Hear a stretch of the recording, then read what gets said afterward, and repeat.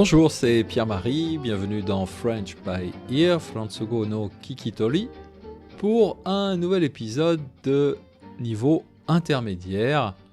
Aujourd'hui, je parle de yaourtophone. Un yaourtophone, qu'est-ce que c'est ?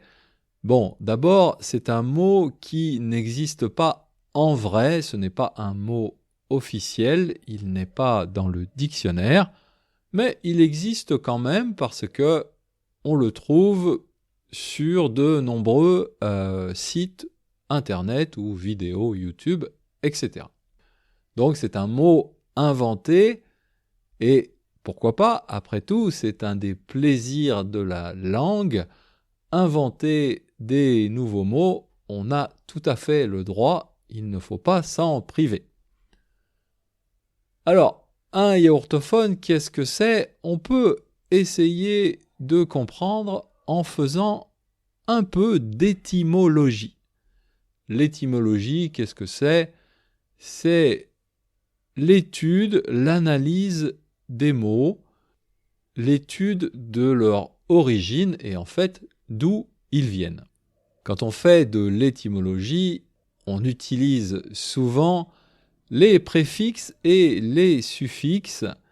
Donc les préfixes, c'est quelque chose qu'on trouve au début des mots et les suffixes, c'est quelque chose qu'on trouve à la fin des mots. Dans le mot donc yaourtophone, il y a à la fin le suffixe phone qui vient du grec ancien et qui veut dire la voix. Bien sûr, on retrouve ce phone dans, par exemple, le mot francophone, pour dire quelqu'un qui parle français, mais le plus connu, évidemment, c'est le mot téléphone. Donc dans le mot téléphone, il y a télé, qui vient aussi du grec ancien et qui veut dire loin, quelque chose de loin, et phone, la voix. Donc loin plus la voix, téléphone, on comprend l'idée, on comprend le sens du mot en faisant donc un petit peu d'étymologie. Alors là, on a yaourtophone. On a toujours ce suffixe phone, mais d'un autre côté, il y a ce yaourt. Qu'est-ce que ça veut dire ? Est-ce que vous avez deviné ? Eh bien, un yaourtophone, c'est en fait une sorte de téléphone qu'on fabrique, enfin surtout que les enfants fabriquent, avec 2 pots de yaourt vides et une ficelle, un fil qui est tendu entre ces 2 pots de yaourt. Probablement vous avez déjà fait cette expérience. Une personne va parler dans un pot de yaourt. Le son va faire vibrer le pot de yaourt qui va ensuite faire vibrer, c'est-à-dire bouger un petit peu le fil. Et l'autre personne, de l'autre côté du fil, va, dans son pot de yaourt, entendre ce que la première personne a dit. Alors en France, on fait cette expérience avec des pots de yaourt, mais ça peut être autre chose. Par exemple, le mot anglais pour dire la même chose, c'est un tin can téléphone. Donc pour les Anglais, ils utilisent plutôt des boîtes de conserve en métal.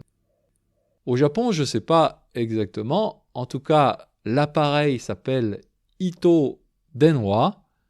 Et j'ai quand même l'impression que les Japonais utilisent plutôt des gobelets, des verres en carton. Alors, pourquoi je suis tombé sur ce mot yaourtophone ? C'est parce que j'ai lu dans un journal d'information, dans un site internet d'information japonais, une news qui m'a vraiment beaucoup intéressé et aussi beaucoup réjoui. C'était donc un article qui explique une expérience faite par des écoliers d'écoles primaires des préfectures de Fukuoka et Yamaguchi.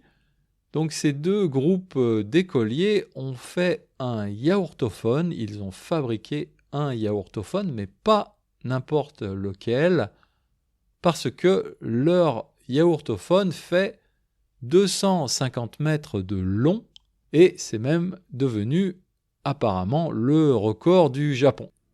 Et ils ont donc fait cette expérience dans un tunnel très long, bien sûr, un tunnel sous-marin sous le détroit de Khammam. Alors cette news m'a vraiment beaucoup réjoui parce que, bien sûr, on vit dans un monde hyper technologique, hyper connecté. On a tous, évidemment, un smartphone qu'on utilise beaucoup, peut-être même beaucoup trop. On entend en permanence parler d'intelligence artificielle et des futures révolutions technologiques qui arrivent.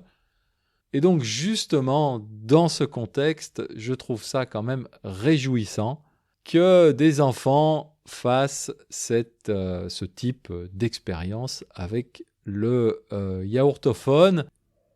Il y a un petit côté bricolage poétique, presque, j'allais dire, qui m'a beaucoup plu.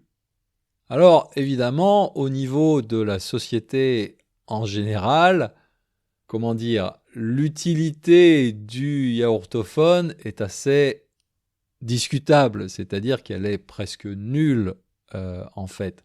On n'a pas besoin de yaourtophone en tant que société aujourd'hui. Donc il est facile de penser que, après tout, c'est vraiment quelque chose d'inutile.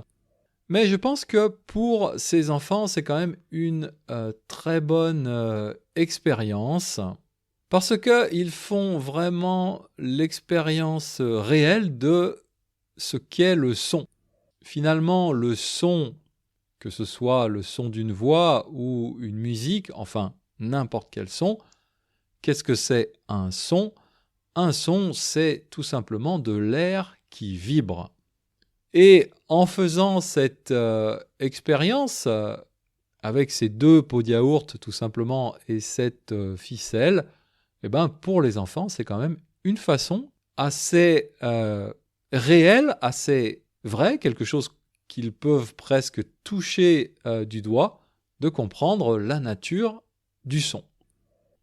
Et de comprendre aussi peut-être pourquoi est-ce que les sons, notamment la musique, mais pas seulement, peuvent nous émouvoir.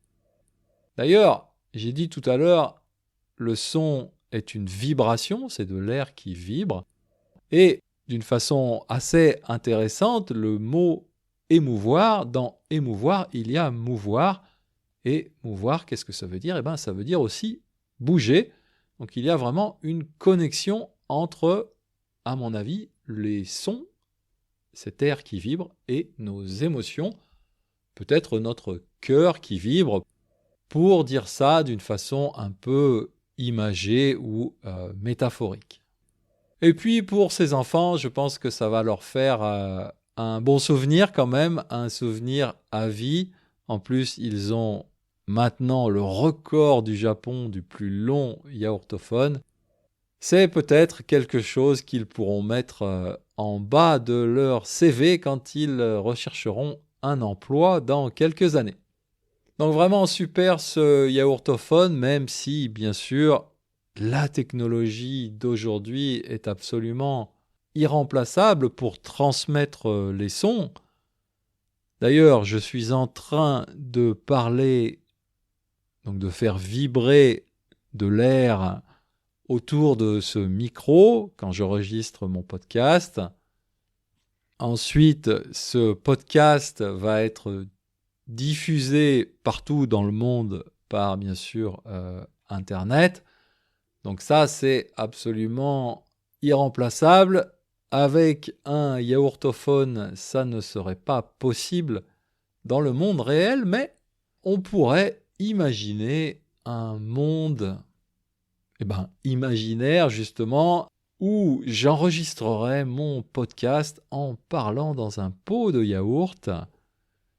Et depuis mon bureau, il y aurait des centaines de fils très très longs qui partiraient dans toutes les régions du Japon et même dans tous les pays du monde. Et vous qui m'écoutez maintenant, probablement avec des écouteurs ou donc votre smartphone, eh bien, Dans ce monde imaginaire, vous écouteriez mon podcast en mettant votre oreille, en collant votre oreille dans un pot de yaourt vide, bien sûr, et préalablement nettoyé.